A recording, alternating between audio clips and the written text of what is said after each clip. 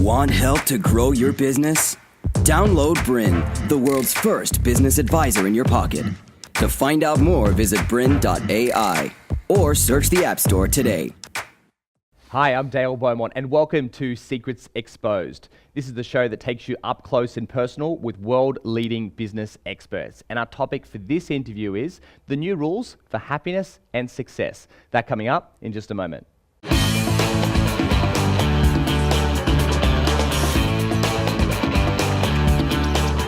My special guest today is best-selling author, international speaker, and renowned success expert, Dr. Adam Fraser. And our topic for this interview is the new rules for happiness and success. Adam, thanks for joining us. Hey Dale, thank you. All right, now you have the title, you're not just Adam Fraser, you're Dr. Adam Fraser. Yeah. So tell us about your doctorate and what you've studied. Yeah, so I studied biomed, which is a blend of psychology and physiology, and from uni I went and worked at the AIS with elite athletes.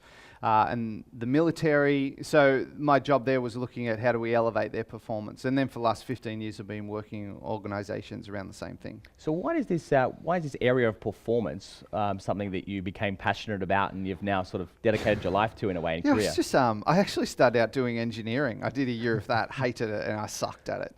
And I literally spent the school holidays, the Christmas break, soul searching about what I enjoyed, what I thought about. And I spoke to hundreds of people about careers, and I just went, I've always been obsessed about how humans get better at what they do. Like, I love the sense of progress and improving how we perform. And are the principles the same? You said you work with elite athletes. You've also said you work with people in the military as well. Are some of those skills around performance transferable? Yeah, that's a really great question. They are to a degree, but the context has a huge impact on, because soldiers are literally being shot at and their life's at risk and the stakes are incredibly high. Athletes have huge pressure, but then again, the average person in an organisation has greater pressure from a sustained perspective. Like, it mightn't be as peaky, but it's certainly, like, one of the challenges we have with athletes is they often got bored because they trained in the morning, in the afternoon, and then kind of laid around for the rest of the time. So yeah, it's transferable, but the world, it has to suit the context. All right, and let's talk about the context of business, which is what we're all about. So performance in business, again, the same principles, kind of apply. What have you observed from working with entrepreneurs and business leaders? Yeah, I mean, well, that's a very large question. I mean, we do our research with business people and primarily organizations. Our last piece of research was the third space, which is all about how we transition rapidly from one thing to another. It was all about behavioral agility. But one of the things we've been looking at is kind of what's beyond resilience. Because it's tough today. Like, it's hard for everyone. Margins are being squeezed, more complexity, more demand. So we've been looking at what's beyond resilience. Because it is a buzzword and a lot of people are talking about it. How do we overcome challenges and adversity? Yeah.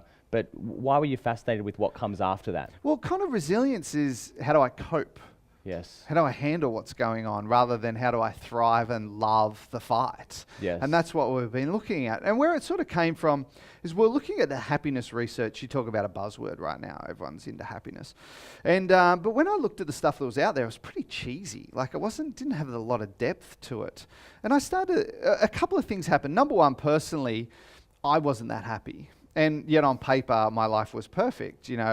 Great marriage, beautiful kids, perfect, bought my dream car, and I just felt empty. And what it came down to is that I'd kind of ticked everything I wanted. And I thought I'd be happy when I got there, and I was flat. And I met a mate who we were talking about. He said the exact same thing. He was even worse. Like, he was literally going to a counsellor because he had all these big goals, and he'd succeeded in all of them, and he just went, oh, I feel so flat.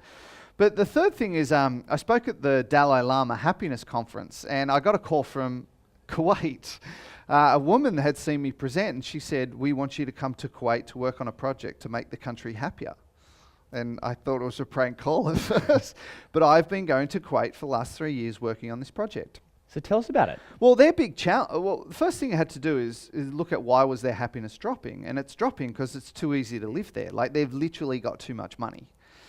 And it's hard to find out what goes on. Very different culture, but someone was telling me... So wait a sec, this is you're saying that sometimes the more successful you become, the more money you have, they found that their happiness was actually dropping, that it was actually getting worse. Is that right? Because that's exactly what I'm saying. About 4 years ago, the government went, we've got all this money lying around, what should we do with it? And someone said, let's pay off everyone's debt. And they went, yeah, that's awesome. And they paid off everyone's debt. Now, most people watching this are going, bring that on. I want to move there. Yeah. But it's been devastating because it removes struggle. It removes challenge. And the Kuwaiti people are beautiful. Oh, my gosh. They're just wonderful people. But they're becoming lazy and entitled because they're like, when's that next thing? But also, like, you're all about entrepreneurism and let's push the bounds. I meet young people in Kuwait and they go, why would I work hard? Why would I set up a business? I got 4 Maseratis. I don't need to do that. So what we discovered is their happiness was because they weren't being challenged enough. So from this, we started to look at when are humans happiest. And I was looking at the research around the regrets of the dying. And if you look at the top 3, like, we don't want happiness. We want courage. Like, that's what we want. The first 3 are all about, I wish I'd led the life I wanted to live, not others wanted to live. I wish I'd told people how I felt more. I wish I hadn't played it so safe. And I went, well, maybe we're going down the wrong track. What we should be going down is, are we striving and evolving and being pushed and challenged? So that's what this research is all about, is that we're happiest when we're striving. And also entrepreneurs think, well, when this happens, then I'll be happy, or when I'm able to achieve this, then I'll be happy. Yeah, I spoke at a conference with Tony Shea, who set up Zappos. Now, before Zappos, he set up some other company. I can't remember what it was, but he literally sold it to Microsoft for 150 mil or something. And he was talking to me, and he said, I got a text message, and it was they said, deal done, money's in your account. And he looked at his business partner and went, oh, what are we going to do now? Like, he said, I felt flat. I had all this money, but what I loved was building the business and the camaraderie. And so if you think about a goal, that's the start, that's the end. What we're discovering is we're happiest around there. We're happiest in the trenches. We're happiest when we're fighting it out. I mean, let me ask you a question. What are you most proud of in your whole life? Well, apart from my family, who I love, and that would probably be the thing that I am most proud of. But in terms of career, no, I'm talking about you. Like, because the family's great, but that's not you. That's them. What are you proud of? Well, it's probably doing what we're doing right now, which is setting up this channel. It was a crazy, ambitious goal to set up the world's first 24-hour small business channel. People thought it was impossible and it could never be done on the resources and the budget and the time frame that we said. But we've pulled it off, and we've been broadcasting now, and it's working, and we're getting amazing feedback. And so, it has been a lot of late nights, huge amount of work. Literally sometimes, being at the brink of, is this going to work or not? But it's been exhilarating. See what I mean? Like, what you're proud of is the fact that you're in there and you're having a go. Like, humans feel best when we are evolving. People think happiness is lying in a hammock with a cocktail in your hand. It's not. That's pleasure. It's good, but it's not happiness. Okay, so what are you saying happiness is? Happiness is where we feel that we are growing and evolving and being pushed and improving. That's what we're discovering about happiness, is that you think about kids that are at risk and getting in trouble with crime and all that sort of stuff. All the programs that target those kids get them passionate about something that is hard and challenging. And that's when they start to feel self-esteem and start to experience authentic happiness. So what we've got to do is change our mindset around struggle. So we actually need struggle and we want struggle. But most people go, struggle is bad, struggle equals failure. What we're discovering is struggle equals development. So if you're struggling, you're getting better. You think about the amount of skills you've had to create all this, the personal growth, the learning. That's what we're discovering about happiness. And what we've found is that happiness has become too cheesy. It's about novel little stuff when actually it's about evolution. I love that term that you have invented, authentic happiness. So now that we have this discovery in terms of what happiness really is, and it's not what most people associate it with, is just, going on holidays and, driving a certain car, or when I'm living here, then I'll be happy. If it's none of those things and we've got this new discovery, what do we do next? What do we do with this new idea? Well, it's about our mindset, and it's how we approach stuff. Like, very few things have changed my life, but this one has. So that when I'm going through hardship, what I'm focusing on is, well, how am I handling this? What new skills am I getting? It's totally changed the way I look at the world. So rather than avoiding the hard stuff, I'm throwing myself into it, going, okay, this is hard, that's a good sign. So wait a sec, you're looking for challenges? You're looking for struggles? We've changed our business, because what I discovered in that period is, I'm cranking out all these keynotes, doing really well, and it was just kind of cruise mode. Like, I'd mastered it. So instead of trying to avoid these things, which is most people do, they look for the smooth or the easy path. Yeah. But what you're saying is you're now finding problems and challenges and struggles and it's like what you've done. We've changed our business to do something, to tackle something we're not good at, to feel more alive. And the team has never been more cohesive, never been more engaged, because we're literally gone, let's take that on. All right. Now, I know from personal experience as well, when you throw yourself into it, there's this initial excitement and almost like adrenaline that fuels you at the beginning. And then oftentimes what happens is you go, have I made a mistake? Should I back out? Oh my gosh. But what are you saying? Push through? Yeah. But it's the problem is most people focus on the failure or the fear or the this. What we're focusing on, like, of course that's going to come up, and it's human nature to think about that. But at the same time, it's that constant mindset of, okay, I screwed that up, but what did I learn from that? How did I get better? I picked up the phone and tried to sell to someone, and I got rejected, but, I think I did that well. I think I did this well. And the fact that I picked up the phone, how amazing is that?